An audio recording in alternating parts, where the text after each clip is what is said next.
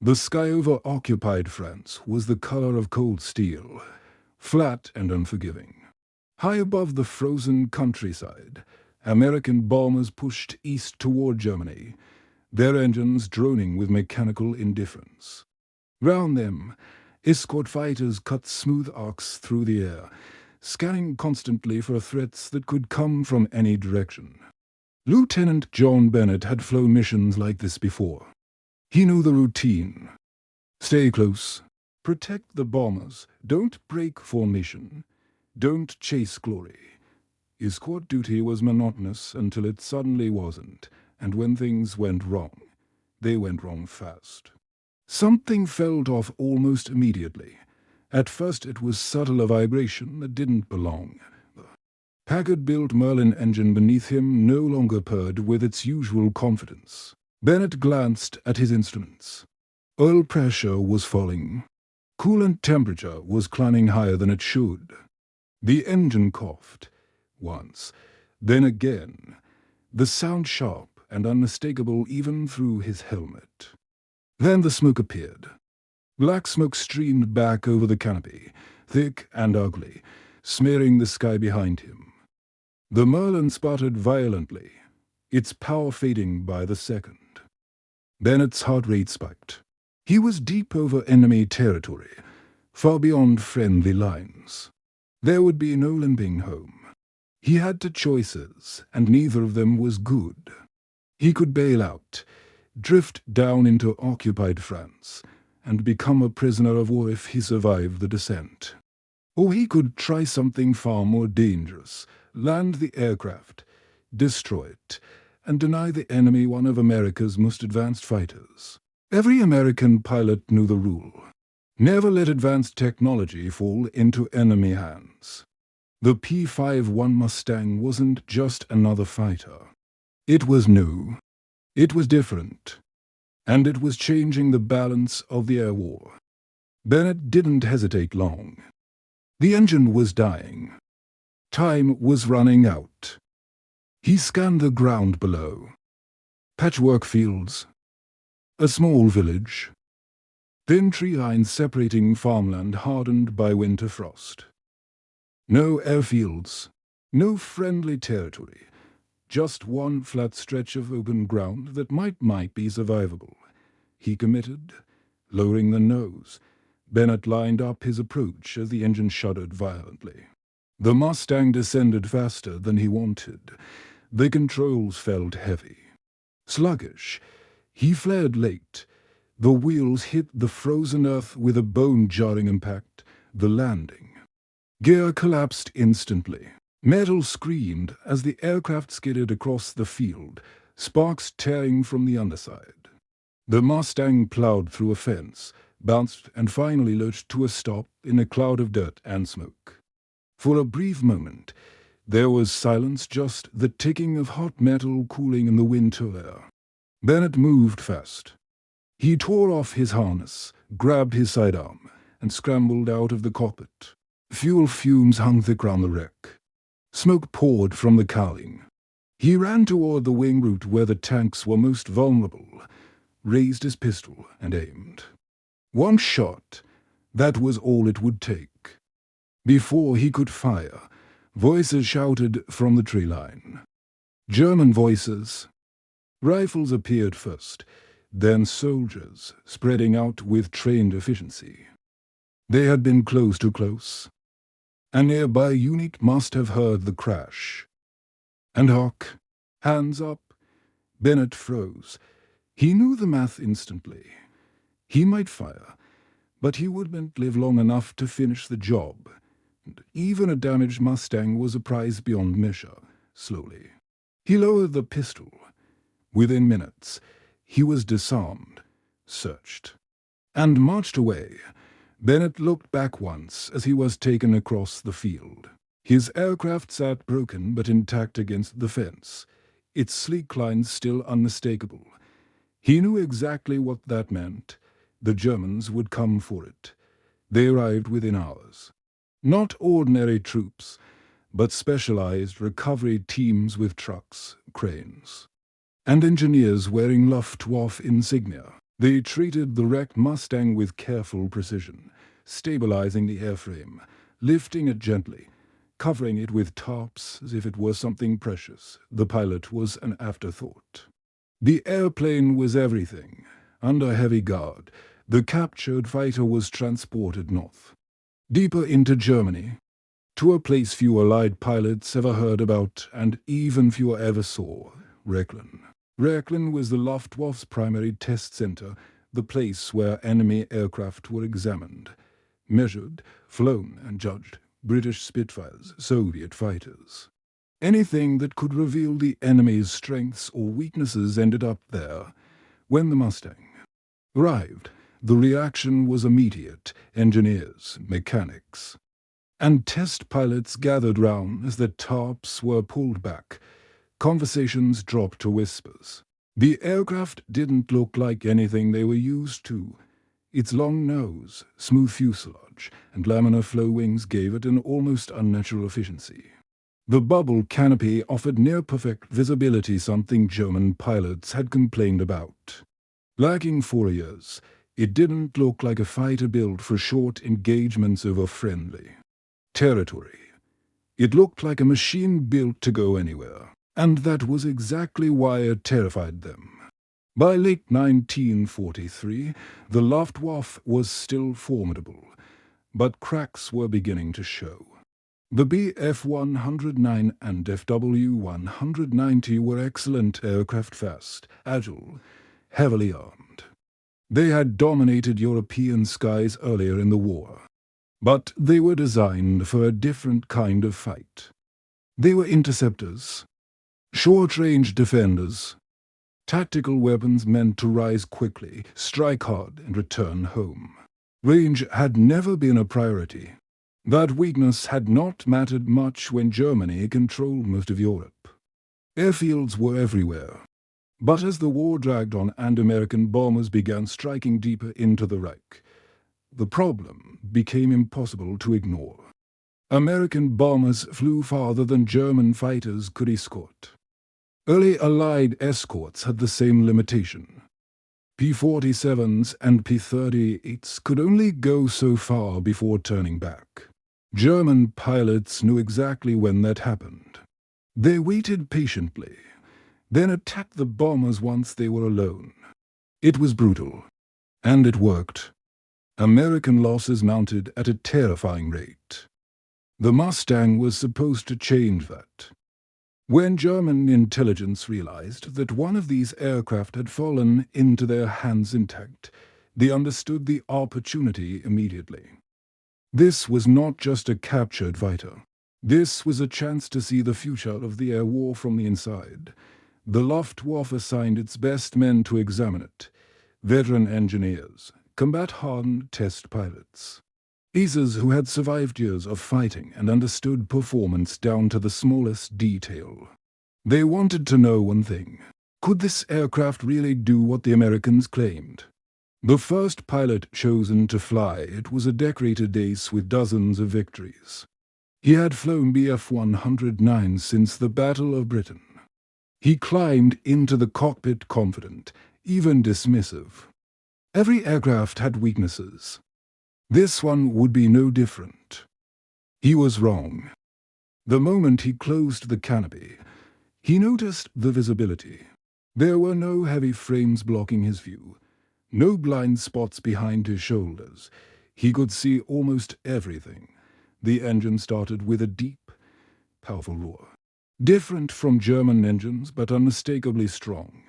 Takeoff was smooth, effortless. The aircraft climbed eagerly, responding instantly to control inputs.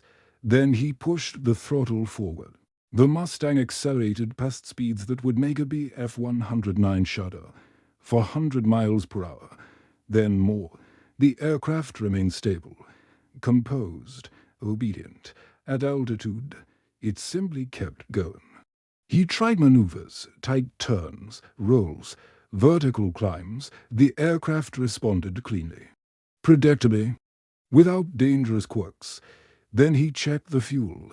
He had been flying hard for over an hour. In a German fighter, he would already be thinking about landing, The Mustang still had hours left. When he landed, he said very little at first. Other pilots gathered round him, asking questions. What were its weaknesses? How could it be beaten? Finally, he spoke if the Americans could build this aircraft in large numbers.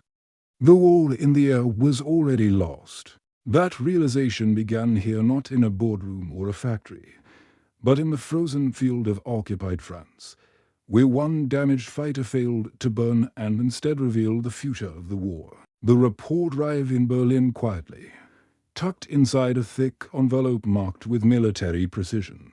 It was compiled by the test pilots who had flown the Mustang over Rechlin, corroborated by engineers who had measured every inch, every performance parameter, every possibility of the aircraft's weakness. The document was technical, detailed, and horrifying.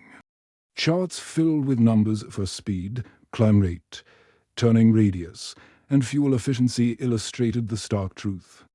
Comparisons with the Bf-109 and Fw-190 were meticulous and damning. The Mustang was superior. In nearly every relevant metric, it was unmatched. Hermann Goering, head of the Luftwaffe and a man whose ego often rivaled his authority, slammed the report onto his ornate desk. He glared at the pages, his face turning red with disbelief and rage. "This cannot be," he muttered, pacing the office. The numbers didn't lie, but the conclusion challenged everything he had built his reputation on.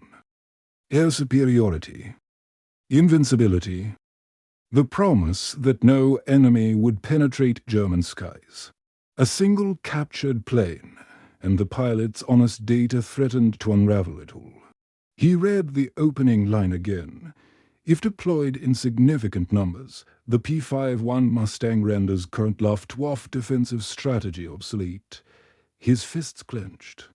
Obsolete. The very idea was intolerable. He called in his closest aides and demanded explanations.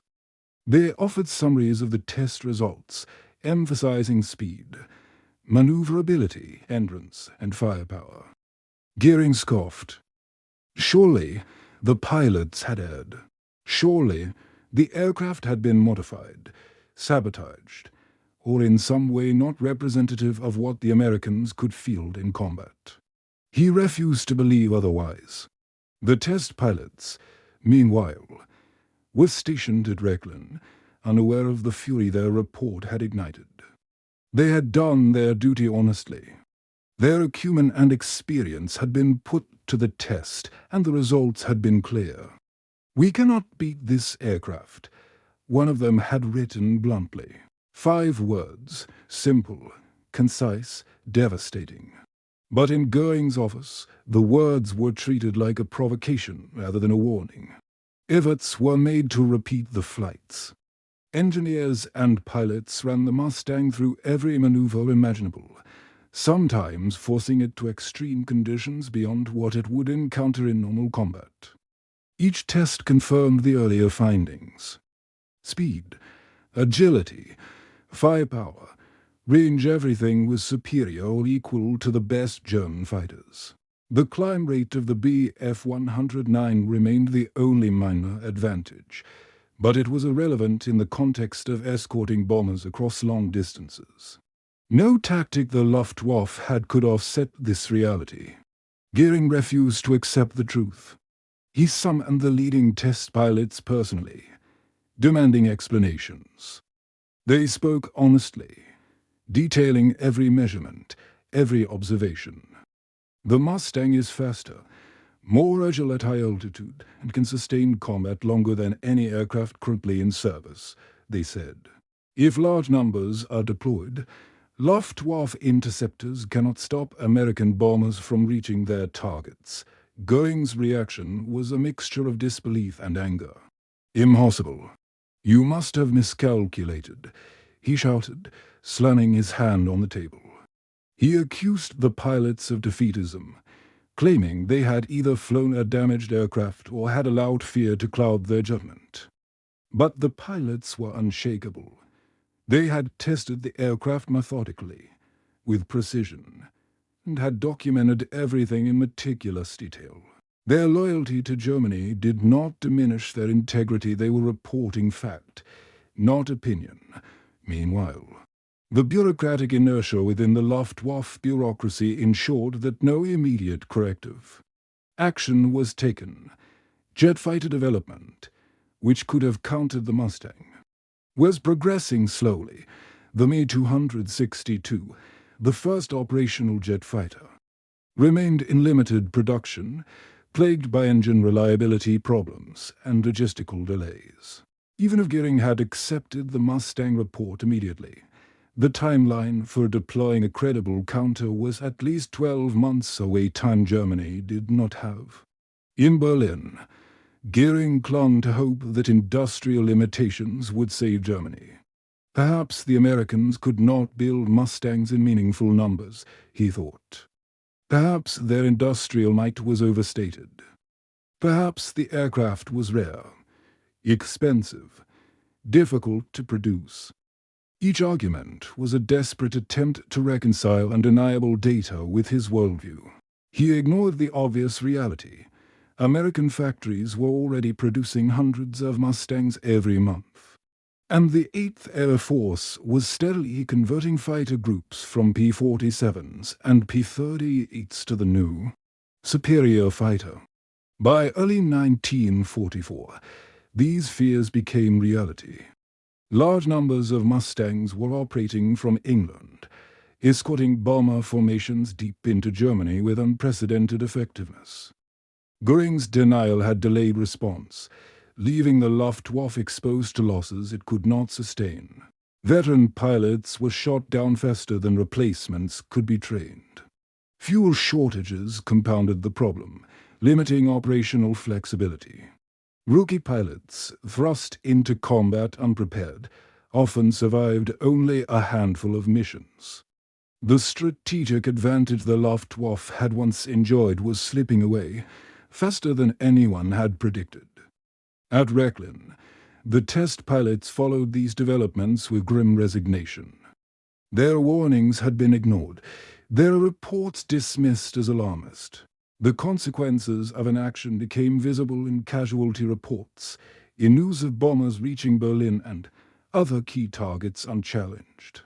One pilot would later remark, "We told them what would happen. We gave them the data. They chose not to believe. Now our friends are dying because of that choice." The report itself, a compilation of raw data, performance charts, and first-hand observations, became a historical artifact.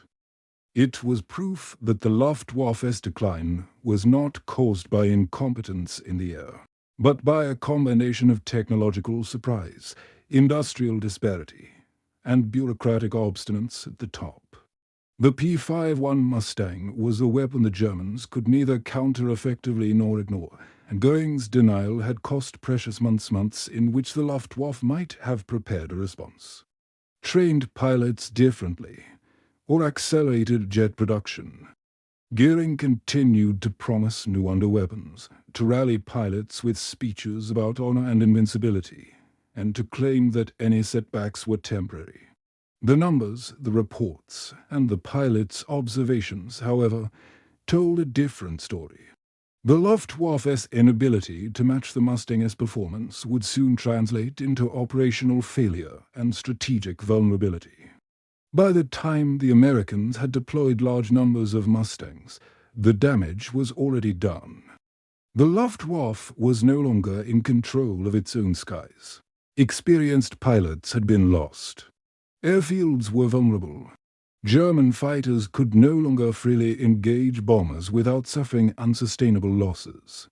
The captured Mustang, its engines cold and its fuselage analyzed in every way, had revealed the truth years before. The air war was already slipping out of German hands, and nothing short of a technological miracle could reverse it. The implications were clear, yet ignored. Each page of the Rechlin report, each graph, each calculation, was a silent testament to what might have been. Had Goering accepted the data, Had the leadership acted decisively, jet production might have been accelerated, pilot tactics altered, defensive strategies overhauled. Instead, denial allowed history to unfold exactly as the pilots predicted: catastrophic losses, strategic failure, and the collapse of German air superiority. The German air force's once proud dominance was being undermined, not by a sudden tactical blunder, but by the slow, relentless march of superior technology paired with industrial capacity. The Mustang had revealed a truth that no amount of ego could obscure. The Luftwaffe was already on the path to defeat, and those who had the foresight to see it those who had flown the plane. Tested it, documented it, could only watch in frustration as their warnings were ignored. The consequences mounting with each mission that unfolded over German skies. The skies over northern Europe in February 1944 were grey and foreboding, the frozen expanse that mirrored the uncertainty gripping the Luftwaffe. From English airfields, the 8th Air Force prepared an operation that would become history: an unprecedented mass deployment of P-51 Mustangs to escort American bombers deep into the heart of Germany. Over 800 bombers and nearly 200 fighters were scheduled to strike industrial targets in Berlin, Brunswick, and the Ruhr, with the Mustangs providing protection across every mile of the journey. For the first time, Allied bombers would no longer fly unescorted. For the Luftwaffe, the warning signs from Rechlin were about to manifest in full. German radar detected the incoming formations, and scramble orders went out immediately. Experienced pilots rushed to their aircraft, still clinging to the belief that their skill and the maneuverability of the Bf-109 and Fw-190 could prevail. Yet even as engines roared and planes lifted from airfields, there was an underlying tension. The reports from Rechlin had spread quietly among the fighter community. A few pilots whispered nervously, recalling the speed, endurance, and firepower of the Mustang that had once been tested under controlled conditions. Now, in combat, the threat would be no simulation, it would be real. The American formations advanced in tight, disciplined lines, bombers shielded by their new escorts. The Mustangs flew high, vigilant, scanning the horizon, communicating constantly through the radio. They were fast, relentless, and fearless. The Luftwaffe's fighters swooped to intercept, aiming for bomber formations they had long learned to exploit. At first, the German pilots believed their tactics would work. Dive, climb, and split attack, the old patterns they had mastered over years of combat. But the Mustangs were already anticipating them. Long-range fuel tanks allowed them to maintain altitude, to stay with the bombers, and to position themselves ahead of the attackers. When the engagement began, it was immediate and shocking. German fighters expecting a disorganized or retreating escort were met with disciplined, aggressive opposition. Mustangs cut into attack formations, firing in precise bursts. The F-109s and Fw-190s that had been aces just weeks before found themselves struggling to compete. Every advantage the Luftwaffe had relied upon: climb rate, maneuverability at low altitude. Familiarity with their aircraft was neutralized. The P-51s matched speed, outmaneuvered turns, and sustained combat at altitudes and distances where German fighters were limited. Losses mounted within hours. Experienced pilots who had survived countless missions were shot down or forced to retreat. German formations, once dominant in the skies, were disrupted, scattered, and systematically destroyed. The numbers were staggering. In the first week of February, later known as Big Week, the Luftwaffe lost over 350 aircraft. Hundreds of pilots, some veterans of years of combat, would never fly again. The industrial scale of American production meant that replacements for these losses were immediately available. Unlike the Germans, who struggled to train pilots fast enough to fill the void. Ground commanders received reports that were almost unbelievable. Entire squadrons had been decimated, some in minutes. Veteran pilots had been eliminated faster than replacements could be trained. Fuel shortages compounded the problem, limiting sortie rates and tactical flexibility. Luftwaffe airfields were overwhelmed, and panic began to seep into the ranks. German leadership had long relied on technological superiority and the skill of their pilots. Now, faced with the Mustang, neither assumption held true. The psychological impact was as severe as the material losses. Pilots who had once prided themselves on dogfighting skill found themselves hunted. The Mustang's combination of speed, endurance, and firepower meant the German aircraft could not engage at will.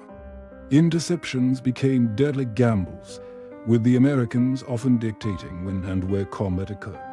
The Luftwaffe's tactical manuals, once the Bible of air combat, were suddenly obsolete. Every engagement highlighted the futility of relying on outdated strategies and limited-range aircraft. In the air, the Mustangs executed disciplined cover patterns. They maintained altitude above bombers, responding to threats instantly. German fighters attempting to climb into position were met with concentrated, coordinated attacks. Every sortie reinforced the lesson the Rechlin pilots had predicted months before. The Luftwaffe was outclassed. The Mustang could stay in the fight longer, fight harder, and fight more effectively. Back at headquarters, reports flowed in with increasing urgency. Pilots missing, aircraft destroyed, supply lines threatened by relentless attacks from above. Gearing, still clinging to hope that the Americans could not sustain operations at this scale, was confronted with the reality he had refused to accept months earlier. The test pilot's warnings had been ignored, dismissed as alarmist or defeatist. Now, the data was being confirmed in the skies over Germany itself. The consequences rippled beyond the immediate losses. Luftwaffe training programs, already under strain, could not keep pace with casualties. Young pilots were thrust into combat with minimal experience, surviving only a handful of missions before being killed or captured. Every veteran lost weakened unit cohesion, further amplifying operational failures. German aircraft, still formidable in isolation, could no longer function effectively in mass engagements. The cumulative effect was catastrophic. Air superiority, once a cornerstone of German strategy, was gone. Meanwhile, the Allied forces capitalized on their advantage. Bombers reached targets previously considered invulnerable, striking factories, refineries, rail yards, and infrastructure with unprecedented effectiveness. Fighter escorts actively sought out German formations, not just defending bombers but pursuing and eliminating threats. Losses for the Americans were comparatively minimal, and replacements were readily available. Each successful mission reinforced the strategic shift that the Mustang had enabled. For the German test pilots who had first flown the captured Mustang at Rechlin, the unfolding disaster was grimly predictable. Every engagement, every report, every loss confirmed the data they had submitted months before. They had seen the threat in advance, analyzed it, and warned leadership. Their advice had been ignored or dismissed out of arrogance and denial. Now, the predictions were reality. Friends, comrades, and fellow pilots were dying in large numbers because strategic decisions had failed to account for a single technological breakthrough. By the end of Big Week, the Luftwaffe faced a stark assessment. Its best aircraft and most experienced pilots had been decimated. Strategic bombing was no longer a risk but a certainty. American fighters, led by the P-51 Mustang, could strike with near impunity. The defensive networks Germany relied upon concentration of interceptors, rapid climb to engage bombers and reliance on pilots' skill were failing. The war in the air had shifted irrevocably, and the irony was clear to those who had witnessed it from Rechlin. The warning had come from within. A captured aircraft, tested honestly and documented meticulously, had revealed a path to disaster months before the consequences became apparent. One plane had exposed the weaknesses of a once dominant air force. One pilot's emergency landing had led to reports that were ignored until too late. Industrial capacity, technological advancement, and honest analysis had combined to create a weapon that Germany could not counter in time. The skies over Germany were no longer controlled by fear or skill. They were controlled by machines that had anticipated every maneuver, by industrial production that could replace losses faster than Germany could inflict them. The Luftwaffe's dominance, built over years of careful engineering and combat experience, had been broken. The P-51 Mustang had not just escorted bombers. It had shattered the very foundation of German air power, ensuring that Allied forces could strike deep into the Reich with minimal resistance. By mid-1944, the skies over Germany were no longer safe for its own pilots. The once proud Luftwaffe, built on years of engineering brilliance and the tactical prowess of experienced aces, was crumbling under the relentless pressure of Allied air power. The P-51 Mustang, which had been tested, analyzed, and dismissed months earlier, was now everywhere. It was not a singular threat.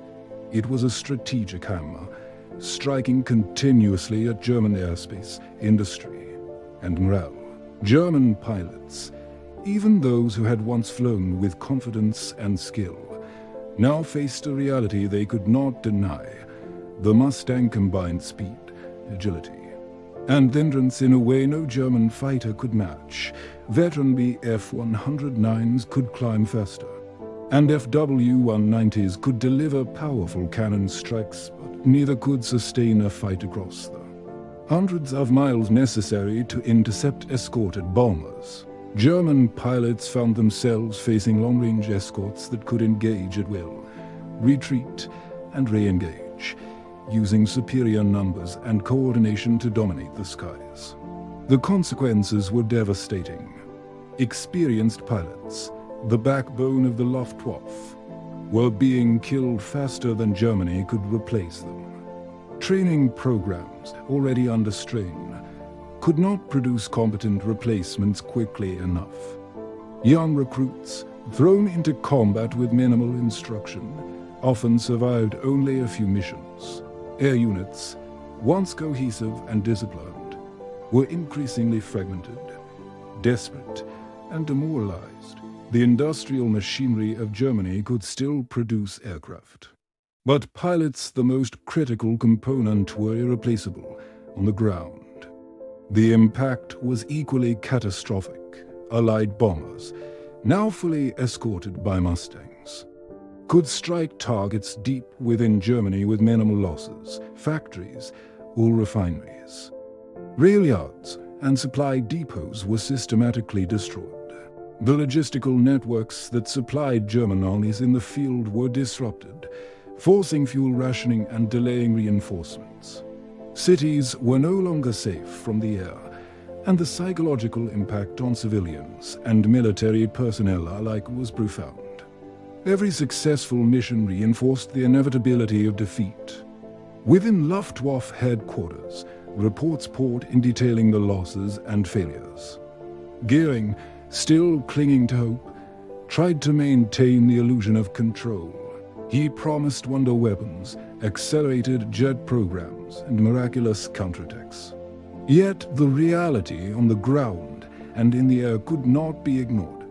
The Me-260 jet fighter, the only aircraft capable of competing with the Mustang, remained limited in production.